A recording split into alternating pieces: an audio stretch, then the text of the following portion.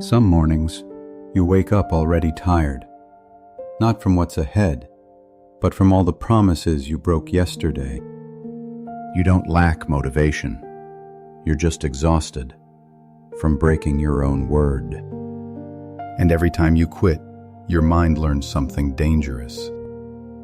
That giving up feels safer than showing up. No new routine, no shiny planner, no fresh Monday can fix that. Discipline doesn't come from forcing more.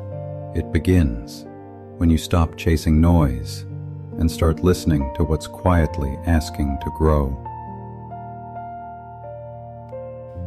Stay till the end. This story might change the way you meet yourself tomorrow. And this is where Leo's story begins. He wakes up early, every day. Cold shower, a podcast, his favorite pen beside a brand new planner. He writes "Focus" in bold letters, makes a list, sips his coffee. But by 3 p.m., the page is still blank. His phone lights up, just for a second, then another, and another. He scrolls, then sighs. "It's okay," he whispers. "Tomorrow, I'll get it right."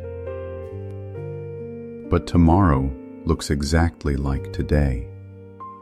No one sees this loop, not his boss, not his friends. Only the mirror does. The planner knows too. Its pages waiting. And sometimes what drains you the most isn't the failure.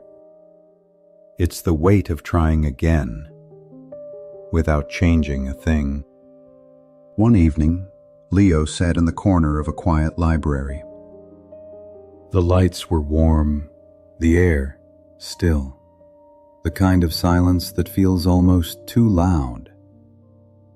On the table, someone had left a notebook, leather-bound, a little worn. He opened it. On the first page, a single line. "You don't need to do more. You need to do different." Leo froze. Behind the glass, an old man stood. He didn't wave, didn't speak, just looked at Leo like he knew exactly what that sentence had touched. Then he lifted a finger, pointing toward the clock. 6 a.m.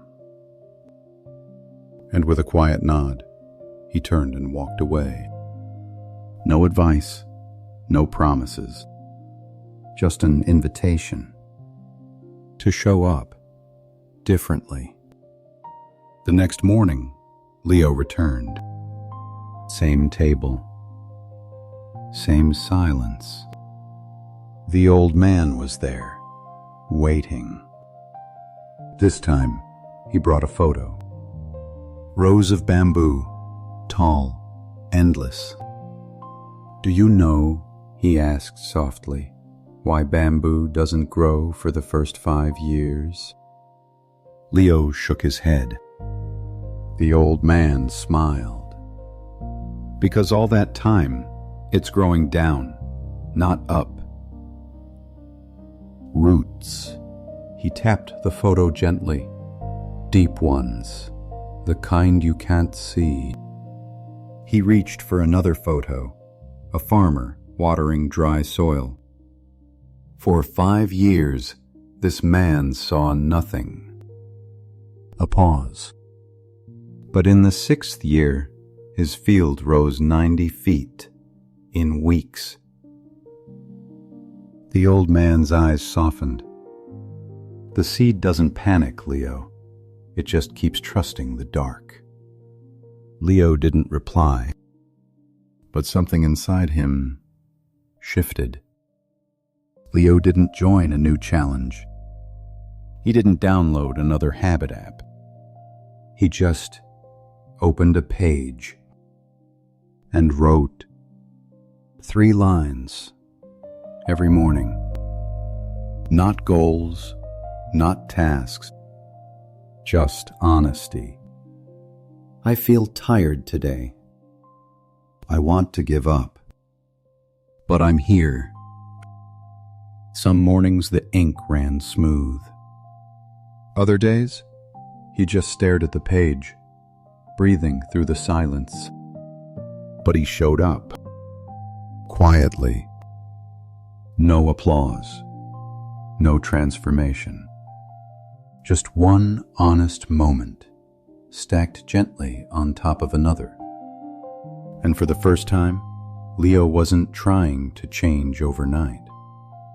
He was learning how to stay with himself. Weeks passed. Leo didn't post about it, didn't tell anyone. But something in him softened. He still woke up early. But now, it wasn't to conquer the day. It was to sit, to breathe, to write. One morning, the light slipped through his window, quiet and golden. His mom walked past his door, stopped, looked in. "You're different," she said. He smiled. "I'm quieter." She shook her head gently. "No, you're lighter." She didn't mean wait. And he didn't need to ask. For the first time in years, Leo wasn't trying to be seen. He was just being. And somehow, that was seen most. The bamboo hadn't broken the ground. But Leo wasn't counting days anymore. He had stopped chasing big change and started listening to small shifts. He wasn't growing taller, but deeper. The pages in his journal weren't perfect, but they were real. And for the first time, he felt rooted, not in success, but in self-honesty. The most patient roots create the strongest trees. Not loud, not fast, just steady. And maybe the real question isn't, why am I not growing? But rather, what kind of roots am I building today? Thank you for staying till the end. If discipline has ever felt too heavy, maybe it's not because you're weak, but because you've been trying to grow upward before growing roots. You didn't need to try harder, just softer. If this story touched something in you, share it with someone who might need a little gentleness too. Thank you for listening to the story of inspiration. Pass it on quietly.